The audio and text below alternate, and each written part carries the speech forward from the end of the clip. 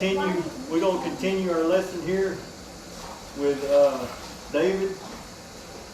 Where we left off last week, I was trying to finish it up last week, but I left a lot of loose ends I want to tie up. Just like Brother Bell, when we were leaving, he said he had a question. He said, "Well, I guess did David get back to being the king and everything?"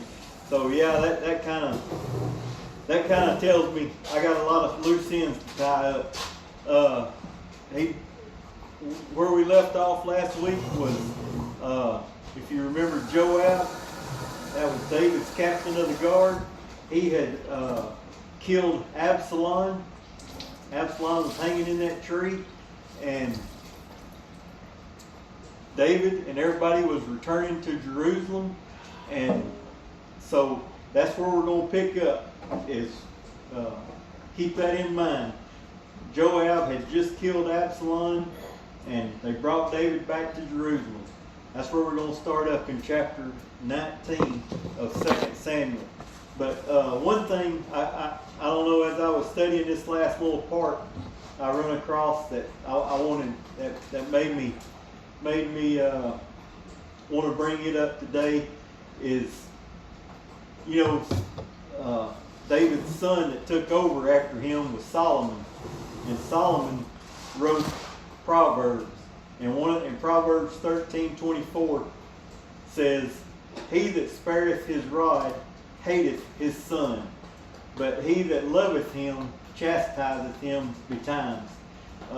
David clearly loved Absalom, but his discipline was inconsistent. After Absalom murdered Amnon, David was angry, but he didn't do anything. And then when Absalom killed Amnon, David still didn't do anything to punish him. And Absalom betrayed David. He tried to kill David. He stole his kingdom. He slept with all his concubines. He caused a civil war, and yet David never punished him. If that's not a rebellious child, I don't know what is. And David never punished him. So that kind of makes you think what Solomon was thinking about when he wrote that. He had first-hand experience. He saw it. He saw what happens when you don't discipline your children. So I never really put that together until I made that connection until this week. He saw what all David had went through, and a lot of it was caused just because David didn't discipline his children. If he would have disciplined Amnon when Amnon violated his sister, then a lot of this trouble would have been avoided. That's the whole reason Absalom got mad, was because David didn't do anything about it. And so that puts a whole lot more perspective on the situation, how important it is to follow God's word. Amen. So we're going to pick up in chapter 19. It says, and it was told Joab, "Behold, the king weepeth and mourneth for Absalom." And the victory that day was turned into mourning unto all the people. For the people heard say that day how the king was grieved for his son. And the people gat them by stealth that day into the city, as people being ashamed steal away when they flee in battle. But the king covered his face and cried with a loud voice, "O my son, Absalom! O Absalom, my son, my son!" So what you got here is David is in front of all the people, and he's crying for Absalom. And I just told you what all Absalom had done. He had caused a civil war. He'd split Israel. Israel was fighting against itself. He's trying to steal the kingdom from David, and David he's up there in mourning, weeping and crying for his son. And y'all all, I hope you have remembered who Joab and Joab's temperament, how he was. He was the captain of the guard. Joab did not play. Now Joab had the kingdom's best interest in mind, but many times Joab put David on the right path. And this is one time where he comes in here. Now, and don't forget, Joab is the one that killed Absalom, David's son. Yes. And so Joab comes in, verse 5, and Joab came into the house of the king and said, Thou hast shamest this day the faces of all thy servants, which this day have saved thy life, and the lives of thy sons and of thy daughters, and the lives of thy wives, and the lives of thy concubines, and that thou lovest thine enemies, and hatest thy friends. For thou hast declared this day that thou regardest neither princes nor servants. For this day I perceive that if Absalom had lived, and all we had died, then it had pleased thee well. So he comes in, he tells David, what are you doing? We just defeated your enemy. Absalom was your enemy. He said, you're acting like if Absalom would have killed all of us, then you'd be happy. Would that have made you happy? Because that's how you're acting. That's what you're showing everybody, that your enemies, you want to treat your enemies better than us. You act like you hate us and you love them. And That must be Democrat. Democrat. yeah. Well, what was David's reaction? You're going to relate to I'm that? gonna leave. And so David gets up, verse 7, he says, now therefore, this is still Joab, he says, now therefore arise, go forth, speak comfortably unto thy servants, for I swear by the Lord, if thou go not forth, there will not tarry with thee this night, and that will be worse unto thee than all the evil that befell thee from thy youth until now. So the king arose and sat in the gate, and he told all the people, saying, Behold, the king doth sit in the gate. And all the people came before the king for Israel, and fled every man to his tent. And all the people. All right, so David calmed everything down there. In verse 9 says, And all the people were at strife throughout all the tribes of Israel, saying, The king saved us out of the hand of our enemies, and he delivered us out of the hand of the Philistines, and now he has fled out of the land for Absalom. And Absalom, whom we anointed over us, is dead in battle. Now therefore, why speak ye not a word of bringing the king back? All right, so what's going on is Israel is like a family. You know, they are a family. Those 12 tribes are those 12 sons, and they're all kin folks, and they all want the king to be from their tribe.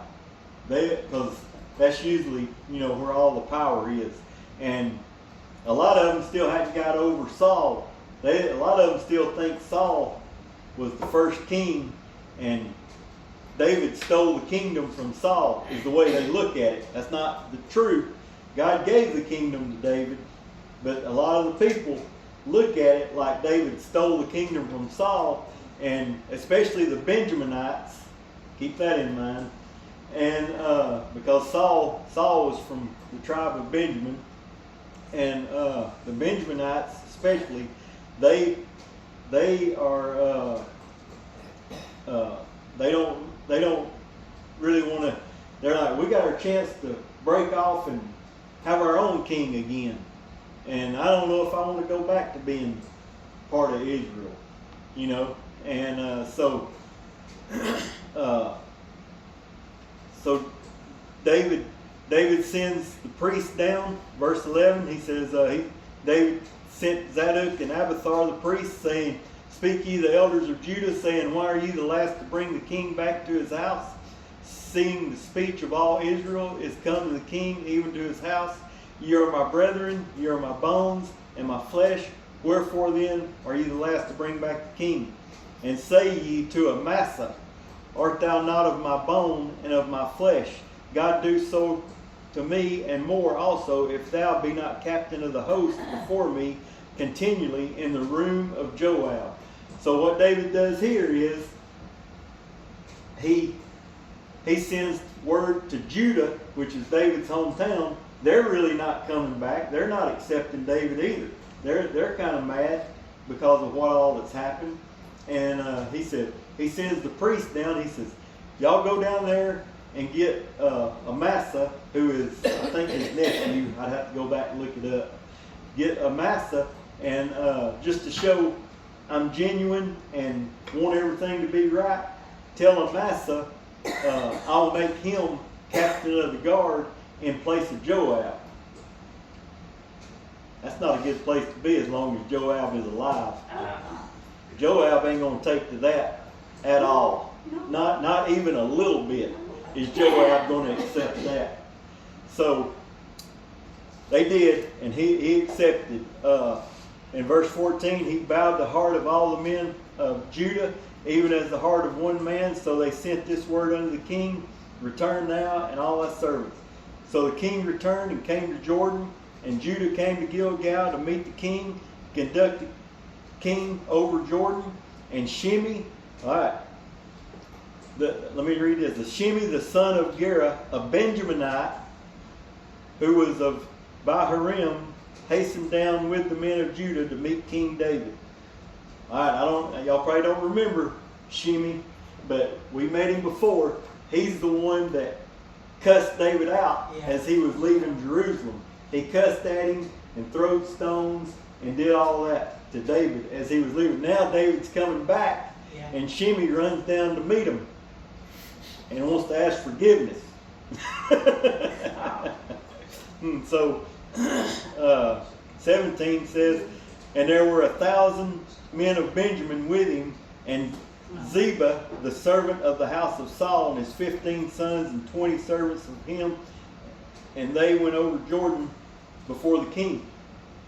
Ziba, I probably don't remember him, but we met him too. He's the one that came and brought David donkeys and food and everything when he was leaving Jerusalem. And he said he was Mephibosheth's servant, and he's the one that said Mephibosheth has turned against you and don't want no part of you, but I've come to be good.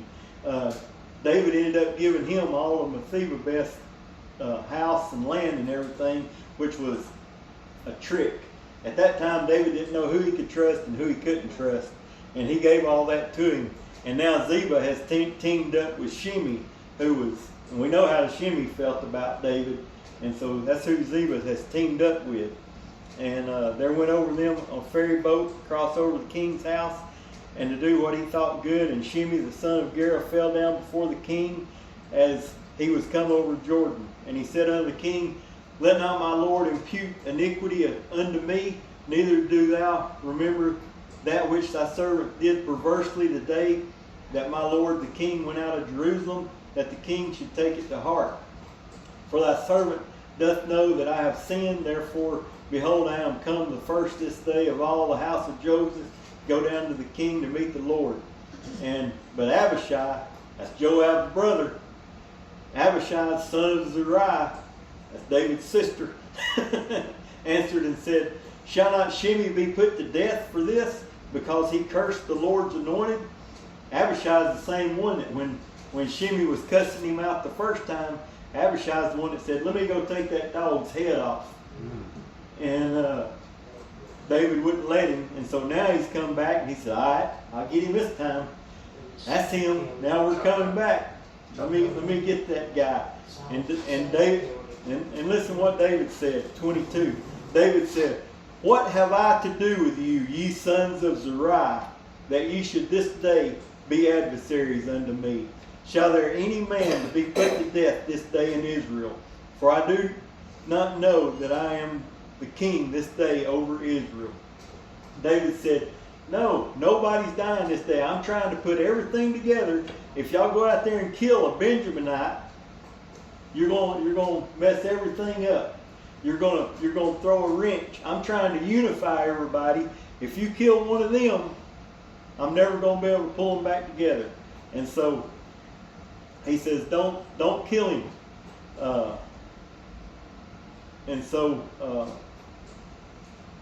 Therefore the king said unto Shimei, thou shalt not die. And the king sware unto him. 24. And Mephibosheth, the son of Saul, came down to meet the king. And he had neither dressed his feet, nor trimmed his beard, nor washed his clothes, from the day the king departed until the day he came again in peace. So Mephibosheth has been in mourning ever since the king left. He loved the king. The king took care of him. Ziba lied on him, and but David didn't know. And he answered, "My lord, O king, my servant deceived me. For thy servant said, I will saddle me an ass, and may ride thereon and go to the king, because the servant is lame. And he hath slandered thy servant unto my lord the king.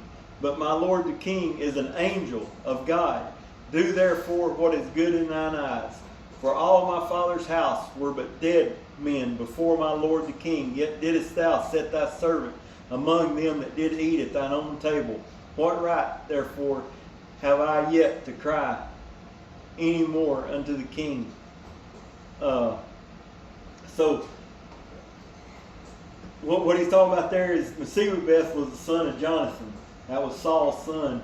And when all the new king took over, all the old ones were getting killed out. All the sons of Saul were getting killed out.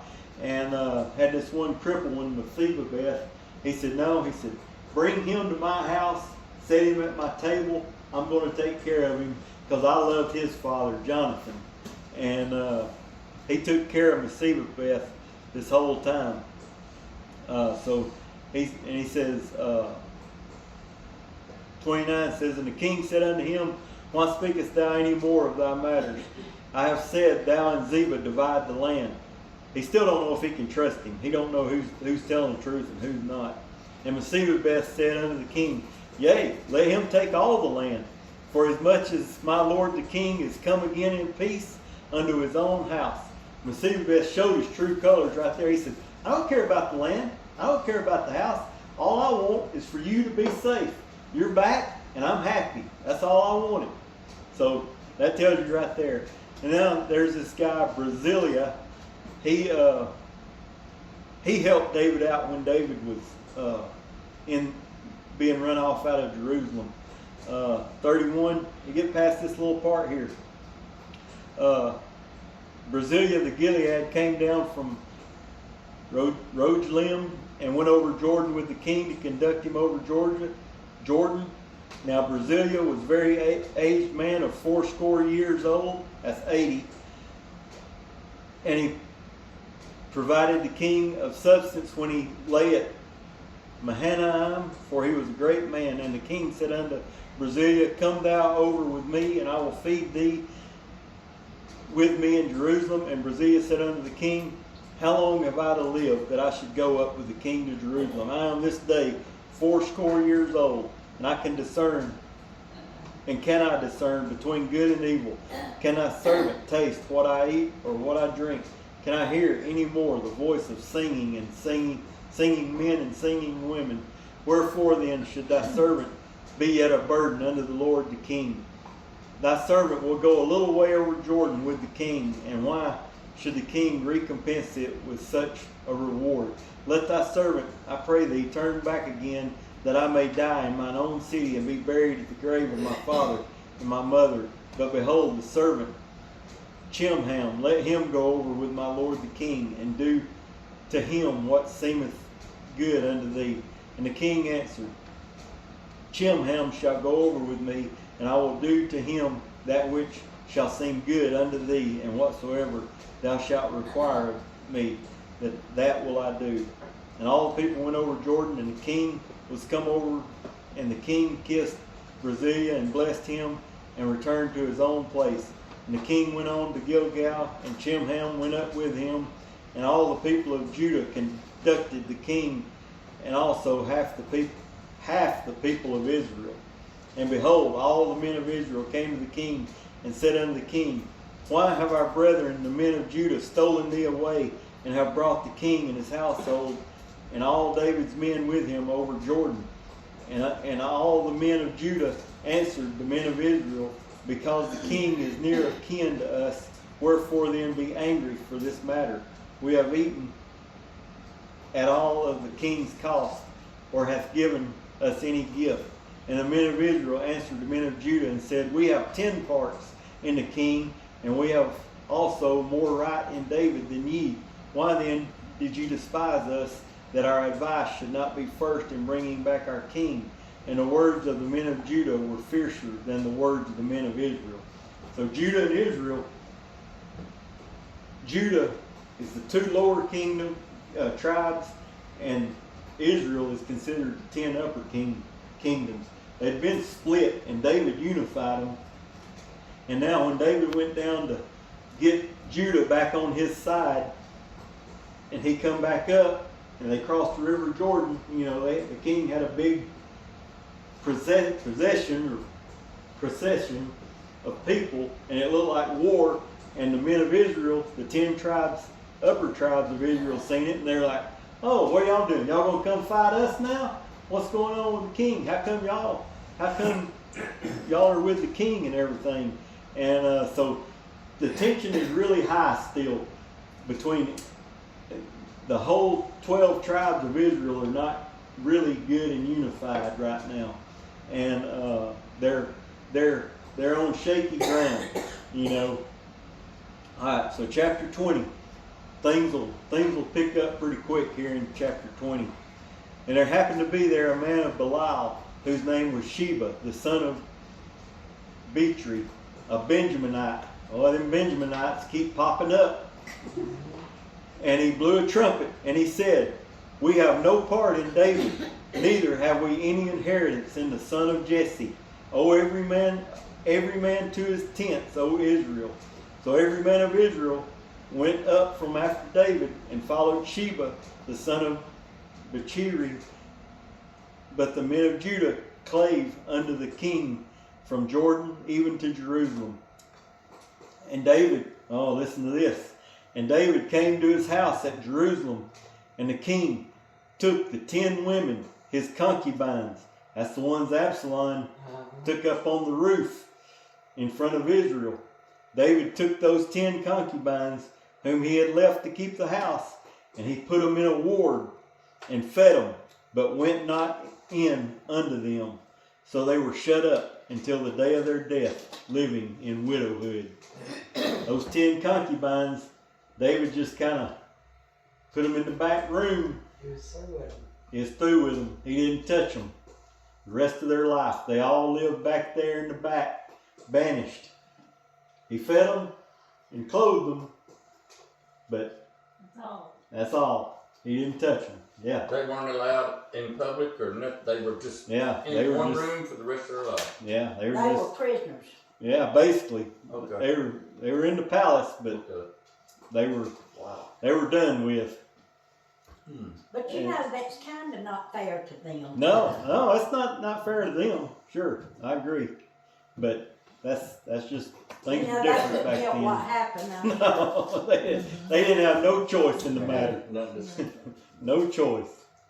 All right, so we got this guy Sheba who's trying to get the 10 tribes of the upper part of Israel to revolt against the king. And so verse 4, then said the king to Amasa, who's the guy that took Joab's place, "Assemble the men of Judah within 3 days, and be thou here present."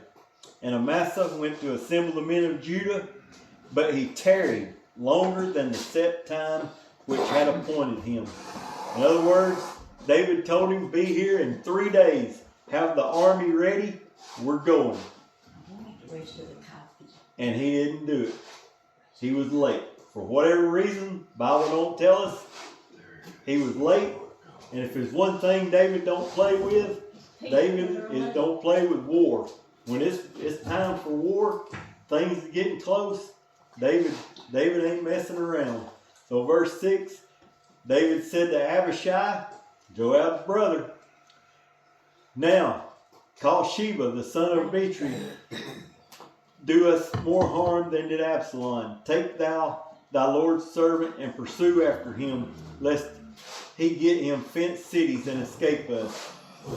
And there went out after him Joab's men, and the Chetherites and the Pletherites, and all the mighty men, and they went out of Jerusalem to pursue after Sheba, the son of Bichri.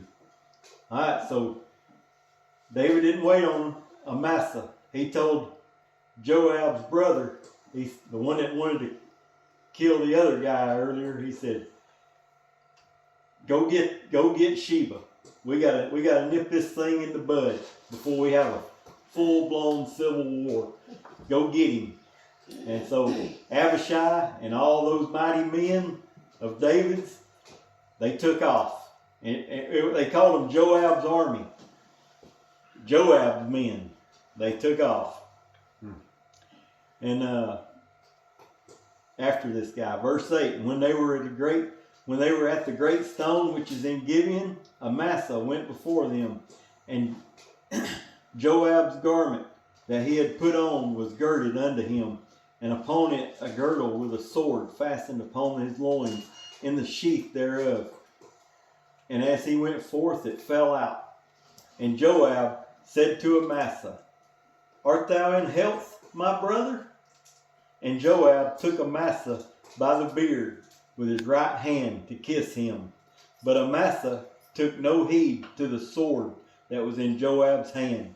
So he smote him therewith in the 5th rib, and shed out his bowels on the ground, and struck him not again, and he died. So Joab and Abishai his brother pursued after Sheba the son of Bichri. Joab said,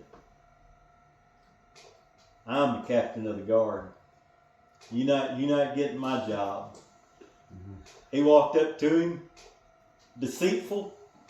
"Are you okay, brother?" Went to greet him grabbed his beard, went to greet him with a kiss. Had a sword in the other hand, stuck him right in the 5th rib. Left him laying. And so he said, "All right, I'm back. Let's go, boys." So they all took off, the Joab's men and everybody. And one of Joab's men stood by him and said, "He that favors Joab and he that is for David, let him go after Joab." And Amasa wallowed in blood in the midst of the highway. And when the man saw that all the people stood still, he removed Amasa out of the highway into the field and cast a cloth upon him. And when he saw that everyone that came by him stood still. So nobody even helped Amasa. They were just going to trample him over. And one guy just pulled him out of the road and laid him in the field and covered him up with his coat. And so they took off after Sheba. And in verse 14, when he went through all the tribes of Israel unto Abel and Beth-Makkah and all the Berites, and they were gathered together and went after him, they came and besieged him in Abel of Beth-Makkah, which is a city, and they cast upon the bank of the city and stood in the trench, and all the people that were with Joab battered down the wall to throw it down. And verse 16, listen to this. Then cried a wise woman out of the city, hear ye, say, I pray you, unto Joab, come near hither, that I may speak with thee. This one woman in the city, she seen what was fixing to happen. She knew who was beating on that door. She said, hey, hold up. Let me speak to Joab for just 1 second. And Joab should come up there, and when he was come near unto her, the woman said, art thou Joab? And he answered, I am he. And she said unto him, hear the words of thy handmaid. And he answered, I do hear. And she spake, saying, they were wont to speak in old time, saying, they shall surely ask counsel at Abel. And so they ended the matter. And I am one of them that are peaceable and faithful in Israel. Thou seekest to destroy a city and a mother in Israel. Why wilt thou swallow up the inheritance of the Lord? And Joab answered and said, far be it from me that I should swallow up or destroy. The matter is not up to me, but a man of Mount Ephraim, Sheba, the son of Bichri by name, hath lifted up his hand against the king, even against David. Deliver him only, and I will depart from the city. And the woman said unto Joab, behold, his head shall be thrown over thee. thrown to thee over the wall. So, in other words, this woman said, look, we used to be able to talk these things out peaceably. Why are you going to destroy the whole city here? Let's talk about this. Let me see what's going on, if we can end this peaceably. And Joab says, look, all I want is that guy's head. I don't have to destroy the whole city. And she says, give me just a second.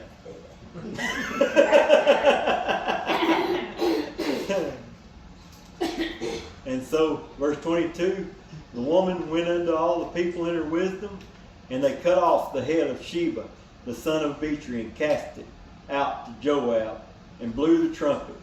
And they retired from the city, every man to his tent. And Joab returned to Jerusalem unto the king. Now Joab was over all the host of Israel, and Benaiah the son of Jehoiada was over the Cherethites and the Pelethites, and Adoram was over the tribute, and Jehoshaphat the son of Ahilud was a recorder, and Sheba was a scribe, and Zadok and Abiathar were the priests, and Ira also a Jerite was chief ruler about David. All right. So now we've kind of wrapped up a lot of the things. We got closure on David is now kind of getting control of things again. Everybody's seeing that David means business, that David is ready to be king of Israel again. He don't want the kingdom divided. He wants everybody together. He made things right with Mephibosheth. He made things right with Brasilia. He even later on in Solomon's reign, they're still taking care of his line of people. Everybody's getting along, starting to get along better. David's putting the kingdom back in order.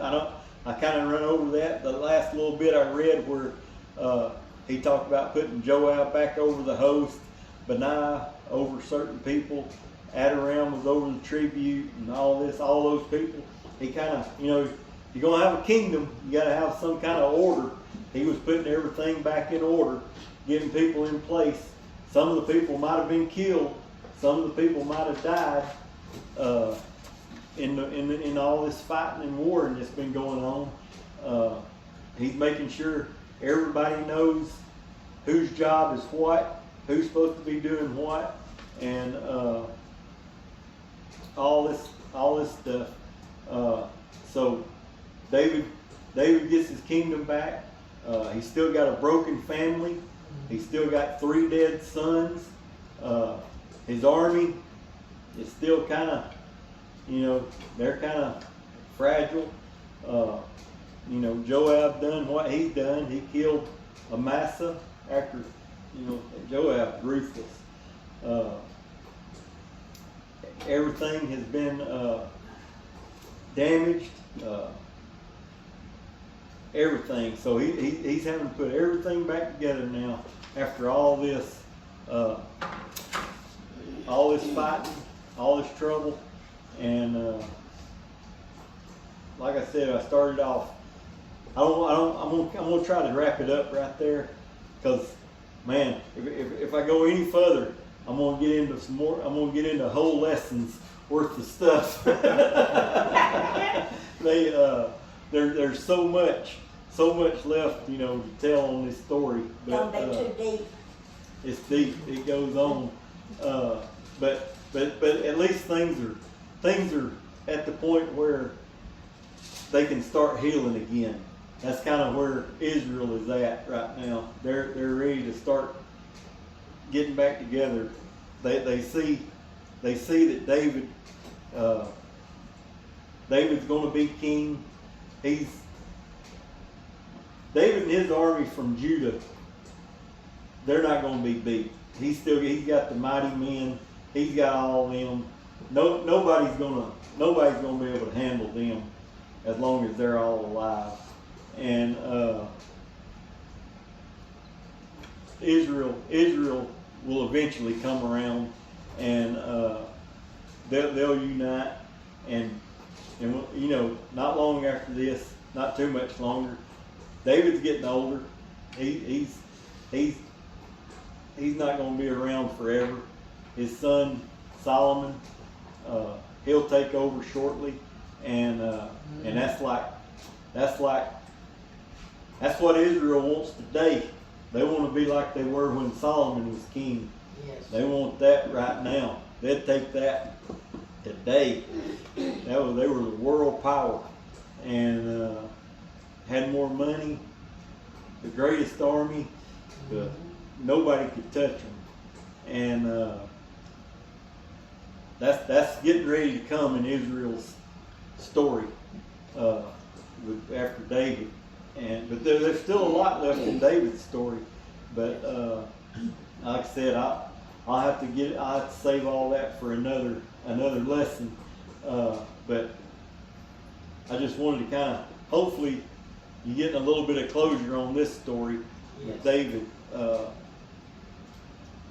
Him and Joab. Joab is the main character. David and Joab's relationship is off the chart. You know David don't like Joab because he don't like Joab from way back. Even when I'll try to give you a little bit. When David first became king, Israel still hadn't took command of Jerusalem, the big city of Jerusalem. That was still run by the Jebusites. And Joab is the one that enabled David to conquer Jerusalem and take that city. And he kind of gigged David the whole a lot of times about that. Like, you wouldn't have Jerusalem if it wasn't for me.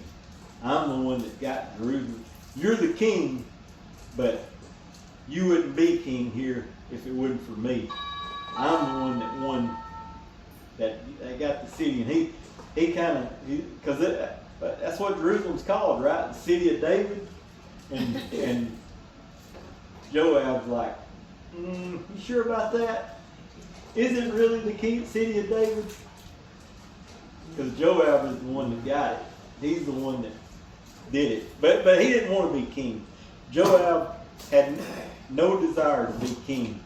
He had David right where he wanted him.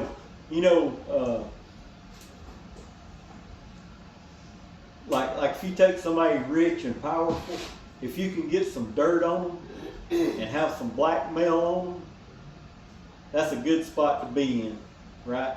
For you. But Joab had all the dirt, and he had all the blackmail on David. He knew every one of David's skeletons. Just like when David wanted Uriah killed, he sent that note to Joab by the hand of Uriah.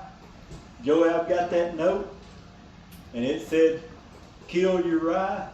And Joab's like, done. More dirt on David.